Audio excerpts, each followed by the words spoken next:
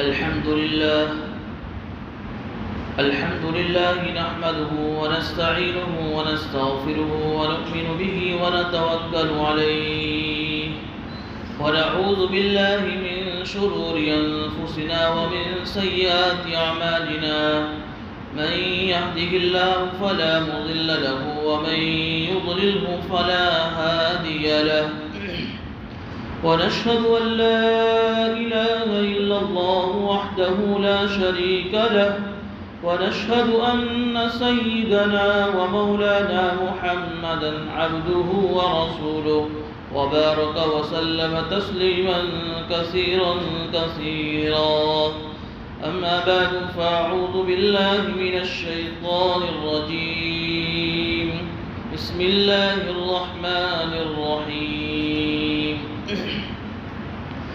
ودخل معه السجن فتيان قال أحدهما إني أراني أعصر خمرا وقال الآخر إني أراني أحمل فوق رأسي خبزا تأكل الطير منه نبئنا بتأويله إنا نراك من المحسنين قال لا يأتيكما طعام ترزقانه إلا نبأتكما بتأويله قبل أن يأتيكما ذلكما مما علمني ربي إني تركت ملة قوم لا يؤمنون بالله وهم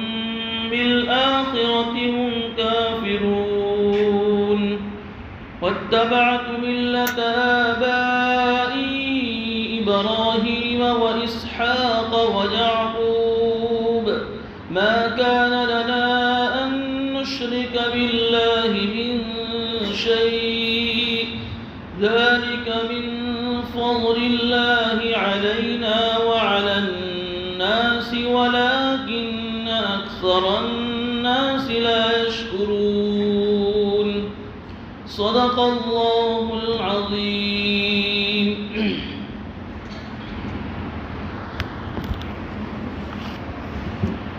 بزرگان محترم،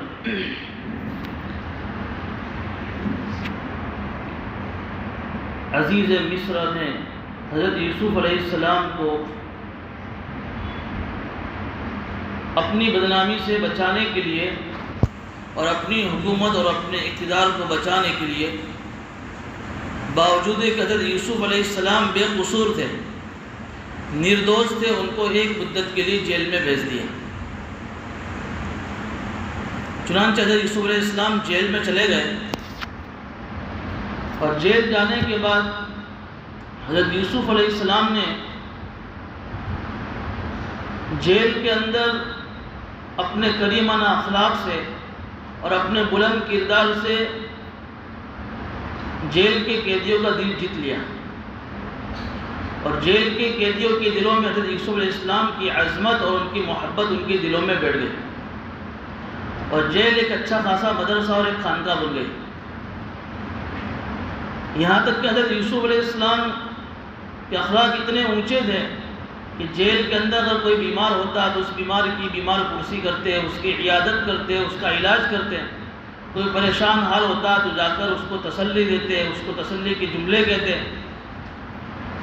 بہرحال اس طریقے سے جیل کے اندر زندگی گزار رہے تھے کہ اسی درمیان میں جیل میں دو قیدی اور آئے۔ وہ دونوں قیدی کوئی عام قیدی نہیں تھے، بلکہ بادشاہ کے یہاں بڑی اونچی پوسٹ پر تھے۔ اس میں ایک قیدی تھا، وہ بادشاہ کا ساقی تھا، جو بادشاہ کو شراب بنا کر پلایا کرتا تھا، اور ایک قیدی تھا جو بادشاہ کا باورچی تھا، جو بادشاہ کو کھانا بنا کر کھلایا کرتا تھا۔ دونوں بڑے اونچی پوسٹ پر تھے، لیکن ان کو کسی جرم میں، وہ جرم یہ تھا کہ جنہوں نے کھانے میں، شراب میں یا کھانے میں زہر ملا کر بادشاہ کو مارنے کی پلاننگ کی۔ تو جب تک کہ تحقیق نہ ہو جاوے کہ دونوں میں سے کس نے زہر ملایا ہے، دونوں کو بھی جیل میں بھیج دیا گیا۔ اب جب یہ دو قیدی جیل میں آئے تو انہوں نے بھی حضرت یوسف علیہ السلام کا برتاؤ دیکھا کہ جیل میں ایک حسین آدمی ہیں، بڑا خوبصورت ہیں، اخلاق بھی بڑے اچھے ہیں، لوگوں سے اچھی طریقے سے ملتا جلتا ہے۔ تو اس درمیان دونوں نے ایک خواب دیکھا۔ ایک نے خواب دیکھا کہ میں خواب کے اندر انگور کو، دراز کو نچوڑ کر شراب بنا رہا ہوں۔ یہ وہی تھا جو بادشاہ کا ساقی تھا، شراب بنا کر پلایا کرتا تھا۔ اور دوسرا جو بادشاہ کا باورچی تھا، اس نے یہ خواب دیکھا کہ میرے سر کے اوپر روٹی کی ٹوکریاں ہیں، اور اس روٹی کی ٹوکریوں میں سے اوپر سے پرندے آ کر اس میں نوچ کر روٹیاں کھا رہے ہیں۔ اب یہ خواب، اس کا آگے پیچھے کچھ نہیں دیکھا، بس اتنا ہی دیکھا دونوں نے۔ تو دونوں نے دیکھا کہ بھئی جیل میں یہ آدمی بڑا شریف آدمی ہے اور بڑا نیک آدمی ہمیں دکھ رہا ہے۔ اِنَّا نَرَاكَ مِنَ الْمُحْسِنِينَ، حضرت یوسف علیہ السلام کے پاس آئے اور دونوں نے آ کر اپنا خواب بیان کیا اور کہہ رہے کہ نبئنا بتاویلہ، کہ ہمیں اپنے خواب کی تعبیر بتائیے، ہم آپ کو ایک نیک آدمی دیکھ رہے ہیں۔ ظاہر سی بات ہے کہ ان کے دلوں کے اندر بھی حضرت یوسف علیہ السلام کی عظمت بیٹھ چکی تھی، اس لیے کہہ رہا ہے کہ اِنَّا نَرَاكَ مِنَ الْمُحْسِنِينَ، کہ ہم آپ کو نیک آدمی دیکھ رہے ہیں، آپ نیک آدمی نظر آ رہے ہیں۔ اب یوسف علیہ السلام نے دیکھا کہ دونوں مجھ سے خواب کی تعبیر پوچھنے کے لیے آئے ہیں، اور دیکھا کہ موقع بڑا اچھا ہے، پہلے سے ہی جیل کے اندر اپنی عزت بنا لی تھی، اور پھر اس درمیان میں دو قیدی آ رہے ہیں تعبیر پوچھنے کے لیے۔ تو موقع کی تلاش دیکھ کر اور موقع دیکھ کر یوسف علیہ السلام نے خواب کی تعبیر بتانے سے پہلے ان کے سامنے توحید پیش کی، کہ موقع اچھا ہے ان کو اللہ کی توحید سمجھانے کا۔ نبی ہوتے ہیں اور نبی ہر جگہ داعی ہوتا ہے، اور داعی کے دل میں ہر وقت یہ فکر اور اقرام رہتی ہے کہ کب کوئی مجھے مل جائے اس کو میں اللہ کی توحید بیان کروں۔ لیکن توحید پیش کرنے سے پہلے انہوں نے اپنا ایک معجزہ ان دونوں کے سامنے پیش کیا، چونکہ اللہ تعالیٰ ہر نبی کو ہر زمانے میں معجزہ دیتے ہیں۔ معجزہ کہتے ہیں ایسی کوئی بات اور ایسی کوئی چیز دیتے ہیں کہ جو نبی کے علاوہ کسی کے ہاتھ سے نہ ہو سکے، عاجز کر دینے والی بات، امپوسیبل، کہ جو نبی کے علاوہ کسی کے ہاتھ سے ایسی بات صادر نہ آ سکے، اس کو بولتے ہیں معجزہ۔ انہوں نے بھی اپنا معجزہ ان کے سامنے ظاہر کیا تاکہ آگے چل کر جو میں توحید پیش کروں تو وہ توحید ان کی دلوں میں بیٹھ جائے، ان کی دلوں میں جم جائے۔ کیا معجزہ بیان کیا کہ دیکھو خواب کی تعبیر تو میں تمہیں تمہارا کھانا آنے سے پہلے بتا دوں گا، جیل میں جو کھانے کا ٹائم ہوتا ہے، اس کھانے کے آنے سے پہلے میں تم کو خواب کی تعبیر بتا دوں گا۔ لیکن ان سے کہا کہ کیا تم دیکھتے نہیں ہو کہ روزانہ تمہارے پاس جو کھانا آتا ہے جیل میں سے، وہ کھانا آنے سے پہلے میں تمہیں بتا دیتا ہوں کہ کھانا کیا ہوگا، کیسا ہوگا اور کون سی قسم کا ہوگا اور کھانے میں کیا ہوگا۔ یہ معجزہ تھا ان کا، کہا کہ چونکہ کئی دنوں سے رہ رہے تھے کہ آج بھی آپ کے پاس جو کھانا آئے گا اس کھانے کے آنے سے پہلے میں آپ کو بتا دوں گا کہ وہ کھانا کیا ہوگا، کیسا ہوگا اور کون سی قسم کا ہوگا۔ یہ وہی معجزہ ہے جو اللہ تعالیٰ نے حضرت عیسیٰ علیہ السلام کو بھی دیا تھا، وَأُنَبِّئُكُم بِمَا تَأْكُلُونَ وَمَا تَدَّخِرُونَ فِي بُيُوتِكُمْ، کہ حضرت عیسیٰ علیہ السلام کو بھی اللہ نے ایسا معجزہ دیا تھا کہ لوگوں کے گھروں میں کیا رکھا ہوا ہے وہ بھی ان کو پتہ چل جاتا تھا، لوگ کیا کھا رہے ہیں وہ بھی انہیں معلوم تھا۔ کوئی آدمی جیسے ان کے پاس انجیل تھی، انجیل پڑھنے کے لیے آیا تو اس کو کہہ دیتے تھے کہ تو آج کیا گھر سے کھا کر آیا ہے اور تیرے گھر میں فلاں جگہ میں فلاں ڈبے میں کیا رکھا ہوا ہے۔ وَأُنَبِّئُكُم بِمَا تَأْكُلُونَ وَمَا تَدَّخِرُونَ، تم گھروں میں کیا جمع کر کے رکھتے ہو سب کچھ میں تمہیں بتا دیتا ہوں۔ انہوں نے بھی یہی معجزہ ان کے سامنے بتایا کہ میں تمہارے کھانے آنے سے پہلے بتا دوں گا کہ تمہارے پاس کس قسم کا کھانا آئے گا۔ لیکن جیسے ہی یہ بات بتائی فوراً انہوں نے ایک بات اور ارشاد فرمائی حضرت یوسف علیہ السلام نے، ذَلِكُمَا مِمَّا عَلَّمَنِي رَبِّي، کہ میرا کوئی کمال نہیں ہے، یہ مت سمجھنا کہ میرے پاس علم غیب ہے اور میں غیب کی باتیں آپ کو بتا رہا ہوں اور یہ میرا کمال ہے، یہ تو میرے رب کے مجھے بتانے سے میں آپ کو بتاتا ہوں۔ مجھ پر وحی آتی ہے، میں نبی ہوں اور نبی کے اوپر وحی آتی ہے، اس وحی کے ذریعے سے میں بتا رہا ہوں کہ میں آپ کو آپ کے پاس کھانا آنے سے پہلے کیا کھانا ہے۔ یہ ان کو گویا کہ ایک طریقے سے قائل کر دیا کہ میں اللہ کا نبی ہوں۔ اب فرمایا کہ بات جو میرے پاس وحی کی آ رہی ہے وہ کیوں آ رہی ہے، دیکھو لنک سے لنک ملا رہے ہیں، ذالکما مما علمنی ربی، کہ یہ جو میرا کمال نہیں ہے یہ تو میرے رب کے مجھے بتانے سے میں بتاتا ہوں، وحی کہ آتی ہے مجھ پر، اور یہ وحی اس لیے آتی ہے اور یہ روحانی باتیں میں آپ کو اس لیے بتا رہا ہوں۔ آگے دیکھو توحید پیش کر رہے ہیں، کتنا عجیب و غریب انداز ہے توحید سمجھانے کا۔ یہ نہیں کہا ڈائریکٹ کہ بھئی تم مسلمان نہیں ہو، تم تو غیر مسلم ہو، تم تو نون مسلم ہو، تمہارا دھرم سچا نہیں ہے، نہیں، عجیب و غریب اسٹیپ بائی اسٹیپ ایک ترتیب کے ساتھ انہیں توحید سمجھا رہے ہیں۔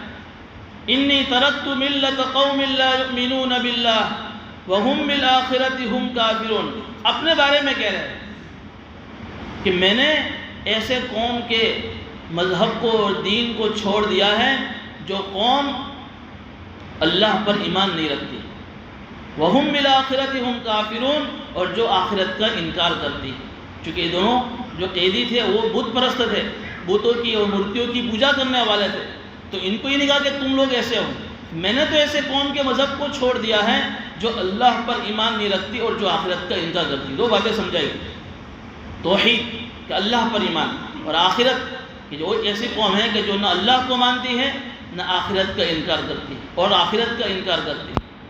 تو پھر میں نے کس کا مذہب اختیار کیا ہے؟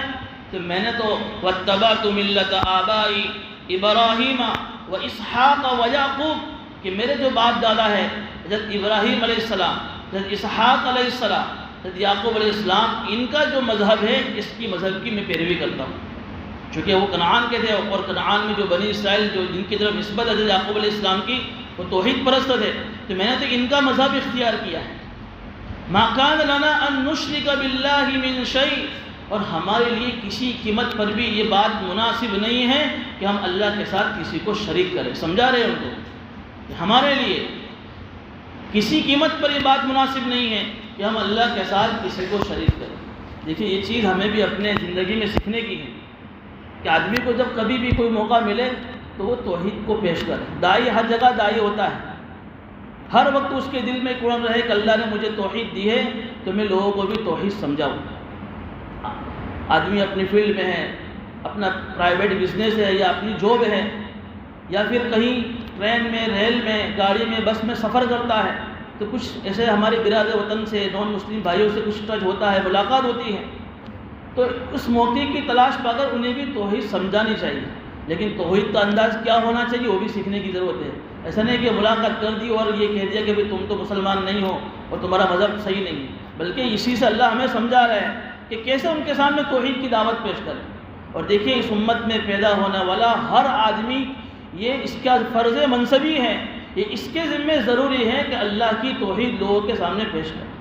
امر بالمعروف اور نہی عن المنکر یہ ہمارا اس امت کا فریضہ ہے، اپنا فرض منصبی اس کو سمجھے۔ ایسا نہیں کہ چند لوگ یا کوئی جماعت یا کوئی لوگ اس کی محنت کر رہے ہیں، بلکہ ہر آدمی یہ اس کا مکلف ہے کہ کب مجھے موقع مل جائے اللہ کی توحید لوگوں کے سامنے میں پیش کروں۔ اب کس انداز میں پیش کرنی چاہیے، ہمارے بزرگوں نے اس کا بھی طریقہ لکھا ہے۔ مثال کے طور پر آپ ٹرین میں سفر کر رہے ہیں، اب دیکھا کہ گرمی کا موسم ہے، اب ٹرین کسی جگہ رکی ہوئی ہے، تو آپ باہر گئے، دیکھا کہ تربوز بک رہا ہے، آپ تربوز لے کر آئے اور تربوز آپ نے اس کے سامنے بھی پیش کر دیا۔ دیکھیے اس سے اس کو کچھ سمجھانا نہیں، اس کے سامنے سوال قائم کیجیے، خود ہی اس سوال کے جواب اپنے دل میں ڈھونڈ لے گا، تلاش کر لے گا۔ اس کے سامنے سوالات قائم کیجیے۔ اب تربوز لے کر آپ آئے ہیں، اب آپ اس سے سوال کیجیے، دیکھو یہ تربوز جو ہے یہ ایسی جگہ میں پکتا ہے، ایسی جگہ میں اگتا ہے جو ریگستانی علاقہ ہوتا ہے، جہاں ریت ہوتی ہے، پانی کم ہوتا ہے، جہاں ریگستانی علاقہ ہوتا ہے وہاں پانی کم ہوتا ہے، ایسے علاقے میں تربوز اگتا ہے۔ اب اس تربوز کو آپ کاٹتے ہیں تو اس کے اندر لال رنگ ہے، باہر سے لیلا رنگ ہے، کلر ہے، یہ اندر لال رنگ کس نے بھرا؟ اندر میں باہر لال ہے، اندر میں لیلا رنگ کس نے چڑھایا اس کے اوپر؟ اب آپ ذرا سوچئے کہ تربوز جس علاقے سے آیا ہے وہ ریگستانی علاقہ ہے جہاں پانی کا نام و نشان نہیں ہے، لیکن تربوز میں 90% پانی والا تربوز ہے۔ تو آپ بھی سوچیں، میں بھی سوچیں، ہم اس کے سامنے یہ کہہ سکتے، ہم سوچیں کہ یہ کس نے بنایا؟ ظاہر سی بات ہے کوئی یہی کہے گا تو اوپر والے نے بنایا ہے، ایشور نے بنایا ہے۔ ہم دیکھیں کہ بات آپ کی صحیح ہے، لیکن کیا ایشور نے یہ اور اس طرح کی بہت ساری چیزیں میں اور آپ کے لیے بنائی ہیں؟ اب ہمارا اس کے بارے میں کیا رویہ ہونا چاہیے؟ کیا صرف اتنا کہہ دینا ہمارے لیے کافی ہے کہ یہ چیز ایشور نے میرے لیے بنائی ہے، ہمارے لیے بنائی ہے، ہم اس کو کھا پی کے ایشور کو بھول جائیں؟ اس کے سامنے سوالات قائم کیجیے۔ اس کو پوچھیے، اب وہ کہے گا کہ ہمارے باپ دادا کے زمانے سے ہی چلتا آ رہا ہے. تو ہم کہہ سکتے ہیں کہ بھائی یہ جو زمانہ ہے، جس زمانے میں اور آپ چل رہے ہیں، بڑا فاسٹ زمانہ ہے. آج ہمارے کئی سال پہلے جو ہمارے باپ دادا تھے جن کے سامنے ایجوکیشن نہیں تھا، انہوں نے ایسی پڑھائی لکھائی نہیں کی تھی، لیکن آج آپ بڑے اونچے پوسٹ پر ہیں، آپ جو ہے پڑھائی لکھائی کر رہے ہیں. آپ اس موقع پر اپنے باپ دادا کو کیوں نہیں کریں کہ ہمارے باپ دادا ان پڑھ تھے تو ہم بھی جاہل رہیں؟ اگر ہمارے باپ دادا کے سامنے یہ چیز نہیں تھی، آج ہمارے سامنے چیز کھل کر آ رہی ہے، ہم دیکھ رہے ہیں اللہ کی یہ اوپر والے کی بنائی ہوئی چیزوں میں. تو آپ ذرا اس پہ غور کیجیے. اب کیا ہمارے لیے مناسب ہے کہ اس موقع پر ہم اس ایشور کے علاوہ کسی کے سامنے اپنے ماتھے کو نماز یا اس کے سامنے ایسی بات چیت کیجیے، سوالات قائم کیجیے. دیکھیے آگے اور بات آ رہی ہے. حضرت یوسف علیہ السلام ان کے سامنے سوال قائم کر رہے ہیں، یا صاحب السجن ارباب متفرقون خیر ام اللہ الواحد القہار، کہ اے میرے جیل کے دونوں ساتھیوں. کتنا پیارا انداز ہے، اے میرے جیل کے دونوں ساتھیوں. حالانکہ مجرم ہیں، گنہگار ہیں، لیکن اے میرے جیل کے دونوں ساتھیوں، کیا الگ الگ خدا بہتر ہے یا ایک وہ اللہ بہتر ہے جو ایک اکیلا ہے اور زبردست ہے؟ کہ تم ہی سوچو کہ الگ الگ خدا بہتر ہے. اگر تم الگ الگ خدا مانو گے تو الگ الگ خداؤں کو راضی کرنا پڑے گا، اور ایک خدا کو مانو گے تو ایک کو راضی کرنا آسان ہے. اگر تم دو خدا مانو گے تو ایک کو راضی کرنے جاؤں گے تو دوسرا ناراض ہو جائے گا. ان کے سامنے سوال قائم کرے، وہ خود ہی اس کا جواب نہیں دیا. ارباب متفرقون خیر ام اللہ الواحد القہار، کہ الگ الگ وہ خدا، وہ دیوی دیوتا جو تم نے گھر رکھے ہیں، یہ بہتر ہیں یا وہ اللہ جو اکیلا ہے اور زبردست ہے؟ اس طریقے سے پوری توحید ان کے دلوں میں اتار رہا ہے. اب جب یہ توحید پیش کی تو اس کے بعد حضرت یوسف علیہ السلام نے ایک عجیب جملہ کہا، ذالک من فضل اللہ علینا وعلی الناس ولکن اکثر الناس لا یشکرون، کہ اللہ کا ہم پر اور لوگوں پر، پوری انسانیت پر اللہ کا فضل ہے، لیکن اکثر لوگ اس کا شکریہ ادا نہیں کرتے. یعنی یہ توحید کا مل جانا، یہ ایمان کا مل جانا، یہ اسلام کی نعمت کا ملنا، یہ اللہ کا فضل ہے. یہ کوئی ہماری جاگیر نہیں ہے ایمان، یہ کوئی ہماری وارثہ ہی نہیں ہے کہ ہمارے باپ دادا مسلمان تھے اس لیے ہم بھی مسلمانوں کا یہ ہماری جاگیر ہے. حضرت یوسف صاحب کہہ رہے ہیں یہ تو اللہ کا فضل ہے کہ اس نے اور ہمیں ایمان جیسی اور توحید جیسی نعمت سے نوازا ہے. یہ حدیث شریف میں اللہ نے دعا بتائی، اللہ کے نبی صلی اللہ علیہ وسلم نے، الحمدللہ علی نعمت الاسلام وکفا بہا نعمہ، کہ تمام تعریف اس اللہ کے لیے ہے جس نے ہمیں اسلام کی نعمت دی، اور یہ اسلام کی نعمت دنیا کی ساری نعمتوں کے مقابلے میں ہمارے لیے کافی ہے. آدمی اپنے ایمان پر کبھی اترائے نہیں، گھمنڈ نہ کرے کہ میں تو ایمان والا ہوں. میں نے گزشتہ بھی آپ کو واقعہ سنایا تھا، شیخ عبداللہ اندلوسی رحمۃ اللہ علیہ کا، کتنے بڑے پیر تھے. ان کے مرشد میں، ان کے شاگردوں میں نام آتا ہے شیخ عبد القادر جیلانی رحمۃ اللہ علیہ کا. اتنے بڑے پیر تھے، 12,000 ان کے شاگرد، ان کے ذریعے سے کتنی خانقاہیں آباد ہوئی، کتنے مدرسے آباد ہوئے. ایک جگہ سفر میں اپنے ساتھیوں کے ساتھ جا رہے ہیں، کسی عیسائی بستی سے گزر ہو رہا ہے، اور چرچ کو دیکھ کر صرف ایک جملہ زبان سے نکلا ہے کہ کیسے لوگ ہیں جو اللہ کو چھوڑ کر چرچ میں جا کر دوسرے کی عبادت کرتے ہیں. بس ایک جملہ دل سے نکلنا تھا. وہ کہتے ہیں کہ ایسا لگا کہ میرے دل سے کوئی چیز اڑ کر نکل گئی اور اللہ نے ایمان کی نعمت چھین لی ان کے ہاتھ سے. صرف ایک جملہ زبان سے نکلا ہے جس میں گھمنڈ اور تکبر ٹپک رہا تھا.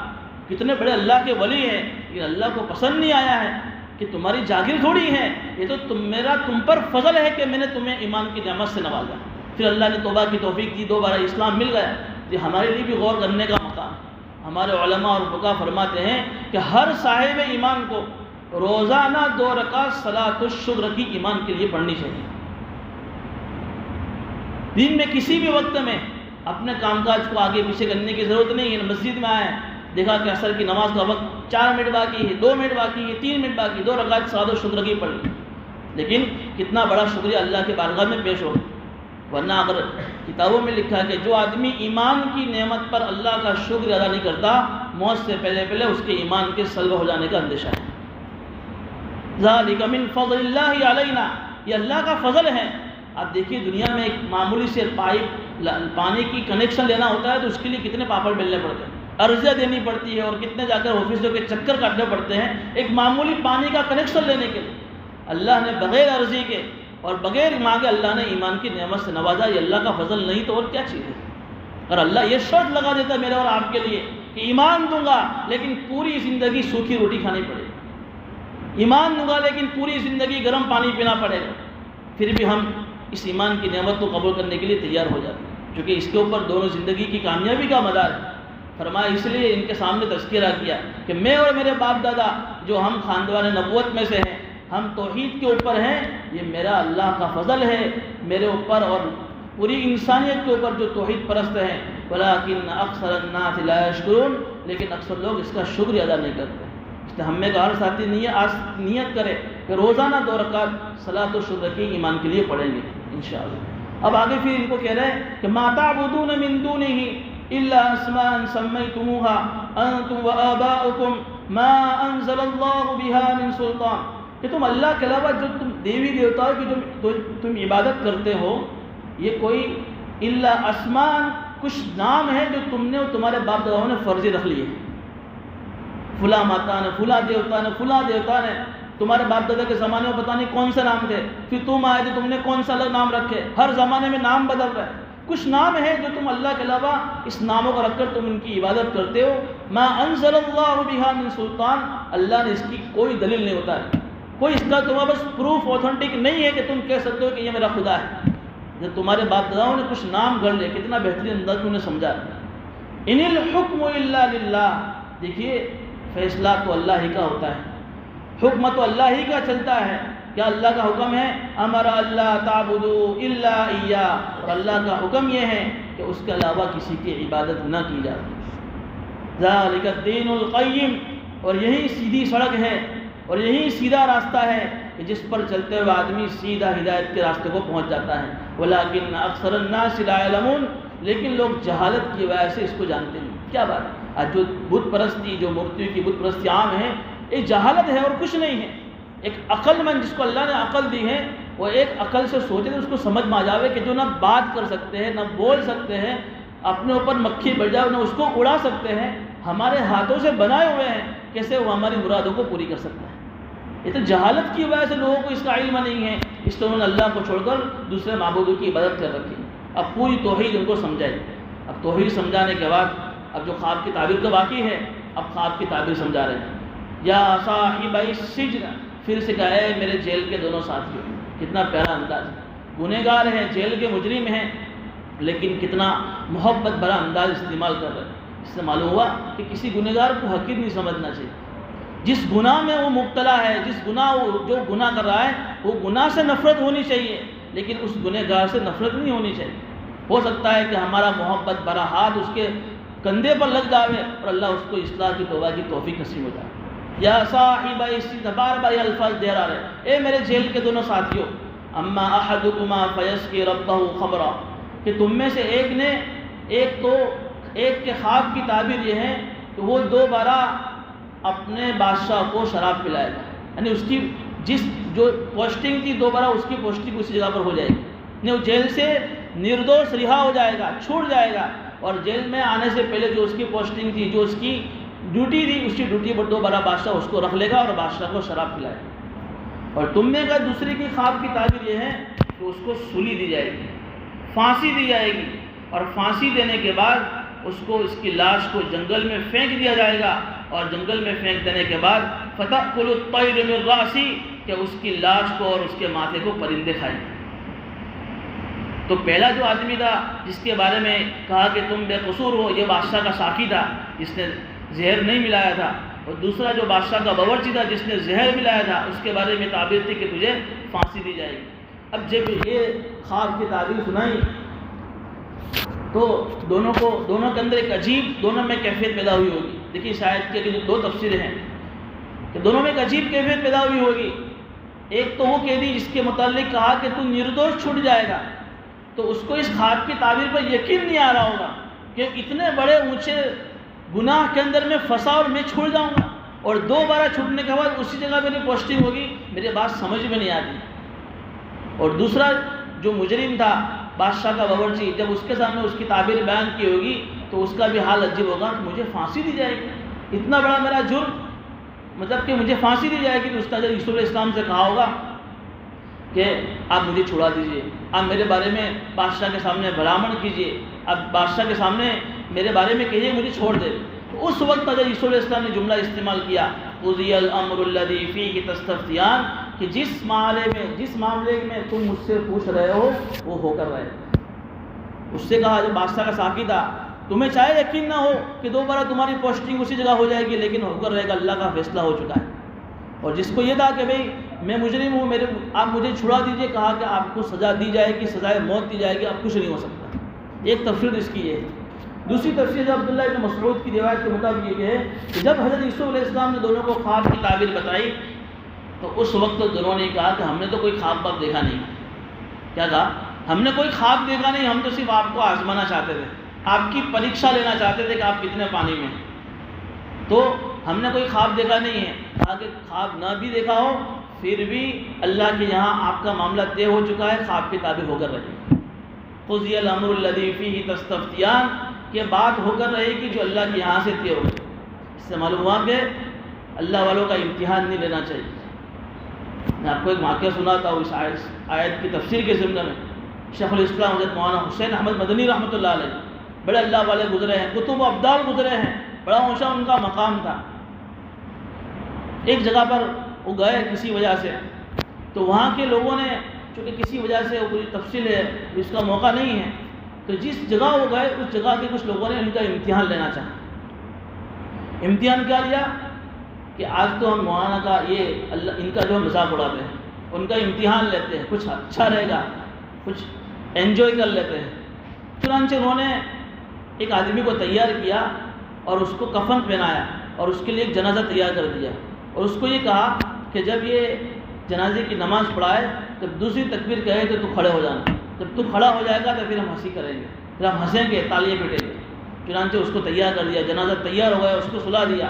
ابھی لوگ ان کے پاس آئے شیخ الاسلام حضرت مولانا حسین احمد مدنی رحمۃ اللہ علیہ کے پاس کہ حضرت ایک جنازہ ہے، آپ پڑھا دیجیے۔ تو حضرت اللہ والے تھے، سمجھ گئے پورا معاملہ کیا ہے، پوچھا ان سے پڑھا دوں؟ کہ حضرت اس لیے تو آپ سے کہہ رہے جنازہ تیار ہے، پڑھا دیجیے۔ کہا کہ پڑھا دوں؟ دوسری مرتبہ پوچھا، ہاں حضرت پڑھا دیجیے۔ چنانچہ صفحے لگ گئی، حضرت آگے آ گئے اور پہلی تکبیر کہی۔ پہلی تکبیر کے بعد اب لوگ انتظار میں تھا کہ دوسری تکبیر ہوگی، وہ کھڑا ہوگا اور ہم ہنسیں گے۔ پہلی تکبیر کے بعد حضرت نے دوسری تکبیر کہی لیکن وہ کھڑا نہیں ہوا۔ تیسری تکبیر ہوئی، لوگ پریشان ہو، کھڑا نہیں ہوا۔ چوتھی تکبیر کہی، حضرت نے سلام پھیر لیا۔ سلام پھیرنے کے بعد لوگوں نے دیکھا جنازہ تو مر چکا۔ لوگ حضرت کے پاس آئے، حضرت یہ تو زندہ تھا، تو ہم نے صرف آپ کا امتحان لینا چاہا، اس لیے میں نے آپ سے پوچھا تھا کہ کیا میں پڑھا دوں، لیکن اب وہ آدمی دنیا سے چلا گیا۔ معلوم ہوا کہ کسی اللہ والوں کا امتحان نہیں لینا چاہیے۔ میں نے اس کے پہلے بھی حدیث سنائی تھی کہ جو اللہ والوں کو تکلیف پہنچاتا ہے ان کا امتحان لیتا ہے، اللہ کا اس کی طرف سے جنگ کا اعلان ہے۔ قضی الامر الذی فیہ تستفتیان، یوسف نے کہہ دیا کہ تم میرا مذاق اڑانے کے لیے خواب کی تعبیر پوچھنے آئے تھے، امتحان لینے آئے تھے، لیکن میں نے جو خواب کی تعبیر بتائی ایسا ہو کر رہے گا۔ چنانچہ ایسا ہی ہوا۔ اب وقال للذی سے آگے بات آ رہی ہے، یوسف علیہ السلام نے جب دیکھا کہ ان دونوں میں سے جو بادشاہ کا جو ساقی ہے، جو چھوٹ کر نردوش ہو کر بادشاہ کے دربار میں دوبارہ اس کی پوسٹنگ ہونے والی ہے، تو حضرت یوسف علیہ السلام نے اس سے ایک بات کہی کہ دیکھو چھوٹ کر جا رہے ہو تو اذکرنی عند ربک، تو بادشاہ کے سامنے میرا تذکرہ کرنا کہ جیل کے اندر ایک آدمی بے قصور پڑا ہوا ہے بغیر کسی جرم کے اندر، تو اس کی بھی کچھ، اس کو بھی چھوڑ دیجئے، وہ بھی نردوش ہے، کہ اذکرنی عند ربک، بادشاہ کے سامنے میرا تذکرہ کیجیے۔ دیکھیے یوسف علیہ السلام نبوت کے مقام پر ہے، لیکن چونکہ اللہ تعالیٰ نے نبیوں کو ہمارے لیے آئیڈل بنایا ہے، اس ہدایت سے سبق ملتا ہے کہ اسباب کا اختیار کرنا یہ ایمان اور توکل کے خلاف نہیں۔ تو اسباب اختیار کیا ظاہری اسباب ہے کہ جا کر ہوتا ہے ہم طور پر کہ بھئی آپ بادشاہ کے پاس جا رہے ہیں، جب بادشاہ کے پاس جائے تذکرہ کر دینا، میرا رہائی تو اللہ کے قبضے میں ہے، لیکن ظاہری اسباب اختیار کیا کہ بادشاہ کے دربار میں جا کر میرے بارے میں تذکرہ کرنا۔ معلوم ہوا کہ اسباب کا اختیار کرنا یہ ایمان اور یقین کے خلاف نہیں۔ یہ کہہ دیں کہ میں تو اللہ سے مانگوں گا اور آدمی دکان نہ کھولے، تو اللہ نے دنیا کو اسباب سے جوڑا ہے، دنیا دار الاسباب ہے، یہ اللہ کا ضابطہ ہے، اللہ کا قانون ہے، کہ اللہ کی سنت یہی ہے کہ اللہ دنیا کو اسباب سے چلاتے ہیں۔ کبھی کبھی اللہ اپنی قدرت دکھانے کے لیے بغیر اسباب کی کوئی چیز کر دے تو اللہ اپنی قدرت دکھاتے ہیں، لیکن اللہ کی سنت یہی ہے کہ آدمی کو اللہ نے اسباب کے اختیار کرنے کا مکلف بنایا ہے۔ اسباب اختیار کرنے کے بعد آدمی اللہ کی ذات پر بھروسہ کرتا ہے، دکان کھولے، دکان میں مال ڈالے، دکان پر جا کر بیٹھے 8 گھنٹے، اسباب اختیار کرے، لیکن یہ بھروسہ اللہ کی ذات پر کہ نفع دینے والی ذات اللہ کی ہے، نقصان دینے والی ذات اللہ کی ہے۔ میں اپنی دکان سے نہیں پلتا، میں اپنے بزنس سے نہیں پلتا، سارے اسباب اختیار کرنا ہے لیکن بھروسہ اللہ کی ذات پر رکھنا ہے۔ ایک اللہ والے تھے، ان کی کتابوں کی دکان تھی، اسلامی کتابوں کی دکان تھی۔ اب ایک مرتبہ بہت پھول بارش تھا، اتنا بارش تھا کہ حضرت نے سوچا کہ اتنے بارش کے اندر دکان جاؤں گا تو کون کتابیں لینا آئے گا، اور بھی اسلامی کتاب۔ کسی کو بہت لوگوں کو کم شوق ہوتا ہے اسلامی کتاب پڑھنے کا، مطالعہ کرنے کا، خارجی کتابوں کا، بہت پھول بارش ہے کون آئے گا۔ لیکن فوراً دوسرا خیال دل میں یہ آیا کہ میرا کام ہے اسباب کو اختیار کرنا، کسٹمر بھیجنا اللہ کا کام ہے۔ فوراً چلے گئے دکان اپنی چھاتا لے کر، اور دکان پہنچے اور اپنی تلاوت میں مشغول ہو گئے کہ فل بارش ہے۔ اب کیا دیکھ رہے ہو؟ کہہ رہے کتابوں میں لکھا ہے واقعہ کہ دیکھ رہا ہوں کہ تھوڑی دنوں میں میری دکانوں میں کسٹمر کی بھیڑ لگ گئی، اور دیکھ رہا ہوں کہ لوگ ایسی ایسی کتابیں خرید کے جا رہے ہیں کہ جنہیں ابھی فی الحال بارش کے اندر اس کی کوئی ایمرجنسی نہیں تھی، لیکن میرے دل میں اللہ نے بات ڈالی کہ اللہ جو ہے گاہک بھیجتا ہے، ہمارا کام ہے اسباب اختیار کرنا، کسٹمر بھیجنے والا، گاہک بھیجنے والا یہ اللہ کے ہاتھ میں ہے۔ اسباب اختیار کرنا، ظاہری اسباب اختیار کرنا یہ یقین کے خلاف نہیں۔ بہرحال یہ نبوت کے منافی بھی نہیں ہے، نہ کسی ولایت کے منافی ہے۔ حضرت یوسف علیہ السلام نے اس کے سامنے یہ تذکرہ کر دیا کہ تو بادشاہ کے سامنے جا کر کہنا ایک بے قصور آدمی جیل میں پڑا ہوا ہے تو مجھے رہا کر دے، چھوڑ دے۔ لیکن کیا ہوا؟ فَأَنْسَاهُ الشَّيْطَانُ ذِكْرَ رَبِّهِ، اللہ کے یہاں تو کچھ اور منظور تھا۔ اللہ چاہتے تھے حضرت یوسف علیہ السلام کو ایسے ہی میں نہ چھوڑواؤں، باعزت بری کروانا چاہتے تھے کہ بادشاہ کے سامنے جا کر تذکرہ کرے، پھر بادشاہ اس کو چھوڑ دے تو اس میں ان کی کوئی عزت نہیں ہوگی۔ اللہ چاہتے تھے کبھی حضرت یوسف علیہ السلام کے جیل سے چھٹنے کا وقت نہیں آیا ہے، باعزت بری کرنا چاہتے تھے کہ میرے اتنے اونچے محبوب ہیں، میرے نبی ہیں، میں چاہتا ہوں کہ بڑے عزت کے ساتھ بادشاہ انہیں اپنے جیل سے رہا کرے۔ چنانچہ اللہ نے انتظام کیا کہ فَأَنْسَاهُ الشَّيْطَانُ ذِكْرَ رَبِّهِ، شیطان نے اس قیدی کو حضرت یوسف علیہ السلام کا تذکرہ کرنا بادشاہ کے سامنے بھلا دیا۔ شیطان نے بھلا دیا، نسبت بھلانے کی شیطان کی طرف کی کہ شیطان نے اس کو ایسا کام میں مشغول کر دیا یا ایسا وسوسہ دل میں ڈالا کہ جس کی وجہ سے بادشاہ کے سامنے وہ قیدی حضرت یوسف علیہ السلام کا تذکرہ کرنا بھول گیا، جس کی وجہ سے فَلَبِثَ فِي السِّجْنِ بِضْعَ سِنِينَ، مزید 7 سال یوسف علیہ السلام کو جیل میں اور رہنا پڑا۔ اور بھی بہت ساری بزرگوں نے لکھی ہیں، لیکن یہی تفسیر مناسب ہے کہ اللہ کے یہاں بھی ان کی رہائی کا وقت نہیں تھا، اس لیے مزید 7 سال اور رہے۔ 20 کا لفظ جو ہے یہ 3 سے لے کر 10 تک کے لیے ہوتا ہے، 3 سال کو ہو سکتا ہے، 4 سال، 5 سے لے کر 10 سال تک، لیکن تاریخ کی کتابوں میں لکھا ہے کہ 7 سال مزید رہے۔ اب جیل میں ہیں، اب اللہ نے ان کی جیل سے رہائی کا عجیب و غریب اپنے قدرت سے انتظام کیا۔ کیا انتظام کیا؟ وقال الملك انی ارى 7 بقرات سمان یأکلهن 7 عجاف۔ اب جو بادشاہ تھا مصر کا، جس کا نام تھا ریان بن ولید، عزیز مصر نہیں، وہ تو منسٹر تھا، فائنانس منسٹر تھا، کیشیئر تھا، یہ ہے بادشاہ مصر کا بڑا پردھان جس کو کہتے ہیں۔ اس نے خواب دیکھا جس کا نام بتایا تھا ریان بن ولید، بڑا عجیب و غریب خواب دیکھا۔ خواب میں کیا دیکھا اس نے؟ خواب میں وہ دیکھ رہا ہے کہ 7 موٹی گائے ہیں، 7 بقرات سمان، 7 تازی موٹی گائے ہیں، یأکلهن 7 عجاف، اور دوسری ایک 7 پتلی گائے ہیں، بالکل کمزور، لاغر اور پتلی گائے۔ وہ پتلی گائے 7 موٹی گائے کو کھا گئی۔ جاڑی گائے نے نہیں کھایا پتلی گائے کو، پتلی گائے نے 7 پتلی گائے نے 7 موٹی گائے کو کھا لیا۔ پھر دوسری چیز دیکھی، وَسَبْعَ سُنبُلَاتٍ خُضْرٍ وَأُخَرَ يَابِسَاتٍ، اور 7 تازی بالکل فریش گیہوں کی بالیاں ہیں، بالی جس میں گیہوں ہوتا ہے، بھوسا، اور 7 وَأُخَرَ يَابِسَاتٍ، اور دوسری 7 سوکھی بالیاں جو بالکل سوکھ گئی تھی۔ یہ اس نے خواب دیکھا کہ وہ سوکھی ہوئی جو بالیاں ہے، وہ تازی جو بالیاں ہے، فریش جو گیہوں کی بالیاں اس میں لپٹ گئی ہے، اور لپٹ کر اس سوکھی بالیوں نے فریش اور تازی بالیوں کو بھی خشک کر دیا، سکھا دیا ہے۔ ایسا خواب دیکھا، وہ بادشاہ حیران ہو گیا۔ اب اس نے دوسرے دن جب دربار بلایا، دربار میں جو اس کے درباری تھے، خاص جو اس کے لوگ تھے، ان کے سامنے اس نے کہا، یا ایھا الملأ افتونی فی رؤیای ان کنتم للرؤیا تعبرون، کہ میرے درباریوں میرے اس خواب کی تعبیر بتاؤ مجھے، عجیب و غریب خواب دیکھا ہے۔ جب یہ لفظ استعمال کیا، اگر تم خواب کی تعبیر جانتے ہو تو مجھے میرے اس خواب کی تعبیر بتاؤ. لیکن جب یہ خواب ان کے سامنے رکھا تو انہوں نے دو باتیں پیش کی بادشاہ کے سامنے.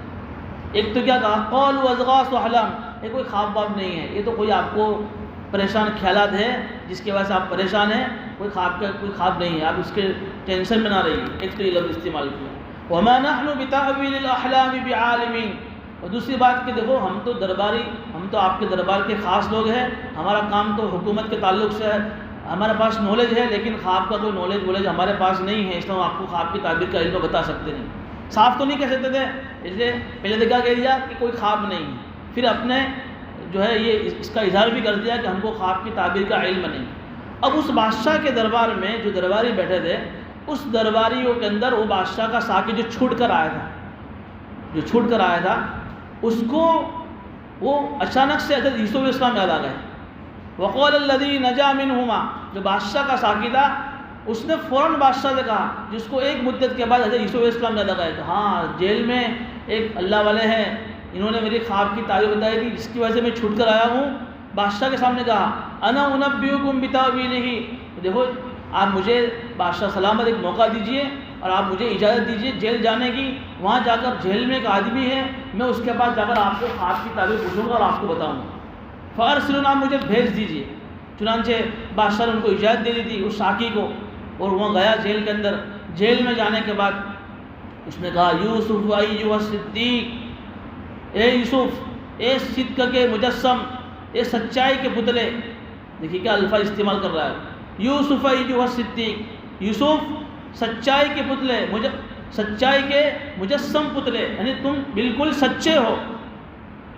ماہرین نفسیات نے اس سے یہ نتیجہ نکالا ہے صدیق کہ جس آدمی کے اندر ہمیشہ سچ بولنے کا وصف پیدا ہو جائے، ہمیشہ کہ کسی قیمت پر جھوٹ نہیں بولنا ہے، ہمیشہ سچ بولنا ہے. ماہرین جو نفسیات ہوتے ہیں انہوں نے لکھا ہے کتابوں میں کہ اس سچائی کے وصف کی وجہ سے اللہ اس کے اندر سے دوسری بہت ساری خوبیاں پیدا کرتا ہے، خوبیاں اس کے اندر سے ظاہر ہوتی ہیں.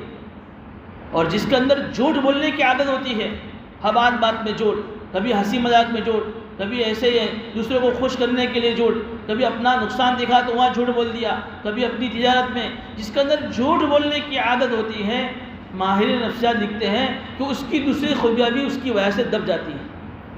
اور اسی جھوٹ کی نحوست کی وجہ سے آدمی کتنے ہی چاہے اچھے اعمال کر لے، اس اعمال کی روحانیت کو اپنے دل میں محسوس نہیں کرتا.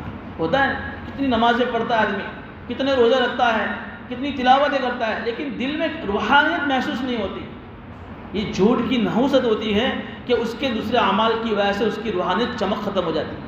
اس لیے حدیث شریف میں اللہ کے نبی صلی اللہ علیہ وسلم کا فرمان ہے کہ مسلمان سب کچھ ہو سکتا ہے لیکن جھوٹا نہیں ہو سکتا. مسلمان شرابی ہو سکتا ہے، چوری کر سکتا ہے، زنا کر سکتا ہے، لیکن مسلمان کبھی جھوٹ نہیں بول سکتا. جو جھوٹ بولے گا وہ مسلمان نہیں. اللہ کی فہرست میں مسلمان نہیں ہو سکتا جو آدمی جھوٹ بولتا ہے.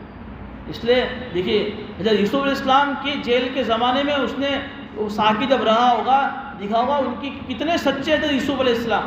ان کی سچائی کا یہاں اظہار کر رہا ہے کہ یہ سچائی کے پتلے. مروہ کی صفت ہمیں اپنی زندگی میں پیدا کرنے کی ضرورت ہے. آدمی نیت کر لے کسی قیمت پر جھوٹ نہیں بولنا، سچ بولنا ہے کہ اللہ اس کے لیے راستے بھی نکالتا ہے. تو یوسف ایھا الصدیق افتنا فی 7 بقرات سمان. دیکھیے ایک تعبیر پوچھنا آیا ہوا آج پھر سے. کیا خواب دیکھا ہے کہ 7 موٹی گائے ہیں جن کو 7 دبلی گائے کھا رہی ہیں، اور دوسری 7 ہری بھری بالیاں ہیں جن کو خشک بالیاں ان کے اندر لپٹ کر ان کو بھی خشک کر دیا ہے. اس کی تعبیر دو ہمیں. لعلی ارجو الی الناس لعلہم یعلمون، تاکہ میں جب اس خواب کی تعبیر لوگوں کو سناؤں گا تو لوگوں کو معلوم چل جائے گا کہ جیل میں کوئی خواب کی تعبیر بتانے والا کوئی آدمی ہے. دیکھیے جب یہ لفظ استعمال کیا تھا یوسف علیہ السلام فوراً خواب کی تعبیر دے رہے. قال تزرعون 7 سنین دابا. یوسف علیہ السلام نے ایک گھڑی کے لیے اس سے یہ نہیں کہا اچھا اب یاد آئی، کب سے میں نے تجھے کہا تھا بادشاہ کے سامنے تذکرہ کرنے کے لیے، 7 سال کے بعد اب تو آیا میرے پاس، غرض پڑی تو آیا. اس کے سامنے غصے کا اظہار نہیں کیا، نہ اس کے سامنے نفرت کا اظہار کیا، نہ اس کو ڈانٹا، نہ حکومت کو برا بھلا کہا. چلو حکومت نے بے قصور اور نردوش مجھے جیل میں پہنچا دیا ہے، میں خواب کی تعبیر بتانے والا نہیں ہوں، تم کیوں مجھے بھول گئے؟ ایسا نہ کوئی غصے کا اظہار کیا، نہ کسی نفرت کا اظہار کیا، بلکہ ڈائریکٹ خواب کی تعبیر بتائی، اور صرف خواب کی تعبیر نہیں بتائی، خواب کے اندر جو سنگینی تھی، جو ماحول خراب ہونے والا تھا، اس کے لیے مصیبت سے بچنے کا راستہ بھی، طریقہ بھی بتایا، تدبیر بھی بتائی، اور تیسری چیز خوشخبری بھی سنائی۔ ہو سکتا تھا کہ اس وقت ہم خواب کی تعبیر صرف بتا دیتے یا الٹی بتا دیتے تاکہ حکومت کو بھی بھان پڑے، لیکن ایسا نہیں کیا۔ خواب کی تعبیر صحیح صحیح بتا رہے، خواب کی تعبیر بتانے کے بعد تدبیر بتا رہے ہیں، مصیبت سے بچنے کا کیا طریقہ ہے، اور پھر خواب سے ہٹ کر ایک خوشخبری بھی سنا رہے ہیں۔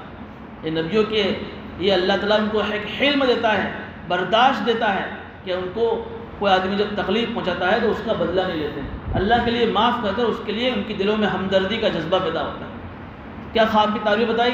قال تزرعون 7 سنین دابا، دیکھو تمہارے خواب کی تعبیر یہ ہے کہ مصر کے اندر بڑا خطرناک دکاڑ آنے والا ہے، بڑا خطرناک قحط آنے والا ہے، اور قحط کیسا ہوگا کہ شروع کے 7 سال میں تمہارے مصر میں بہت بارش ہوگی، شروع کے 7 سال۔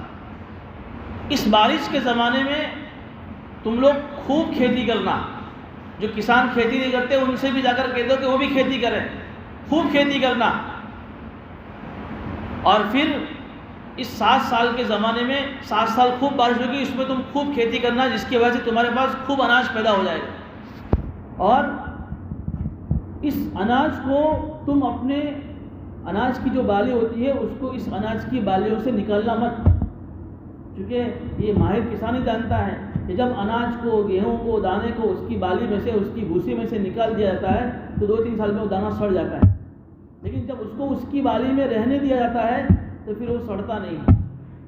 تو تم اس کو جو ہے اناج کو 7 سال کھیتی کر کے اپنے گودام میں بھر لینا، اور گودام کے اندر سے جو گیہوں کو بالیوں میں سے نکالنا مت۔ تو یہ تدبیر بتا رہے مصیبت سے بچنے کی، حالانکہ خواب کی تعبیر میں یہ نہیں تھا، لیکن جو تمہارے کھانے کی ضرورت ہو جتنا اس کھانے کے لیے نکال لینا، اس میں سے گیہوں، باقی سارا گیہوں گودام میں اسٹور کر لینا۔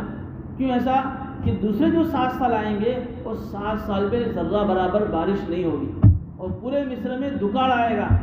تو وہ جو دکاڑ کا جو زمانہ ہے 7 سال کا، قحط کا جو زمانہ ہے، وہ قحط کے زمانے میں جو تم نے شروع کے 7 سال جو کھیتی کی ہوگی، جو اناج کیا ہوگا، وہ اناج تمہارے کام آئے گا، تاکہ تمہارے زمانے میں لوگ بھوک مری سے مر نہ جائیں۔ اس لیے جتنی تمہیں ضرورت ہو اتنا کھانے کے لیے نکالنا، باقی تم گودام میں اسٹاک کر دینا۔ قال تزرعون 7 سنین دابا، کہ شروع کے 7 سال تم خوب کھیتی کرو گے۔ فما حصدتم فذروه في سنبله الا قليلا مما تاكلون، کہ پھر تم اس اناج کو ان کی بالیوں میں چھوڑ دینا، صرف لیکن اتنا جتنا تمہیں کھانے کی ضرورت ہو۔ ثم يأتي من بعد ذلك 7 شداد يأكلن ما قدمتم لهن الا قليلا مما تحسنون، پھر دوسرے جو 7 سال آئیں گے بڑے سخت ہوں گے، یأکلن، اور 7 سال جو قحط ہوں گے وہ اگلے 7 سال کی کھیتی کو کھا جائیں گے، ساری کھیتی تمہاری ختم ہو جائے گی، صرف کتنا بچے گا؟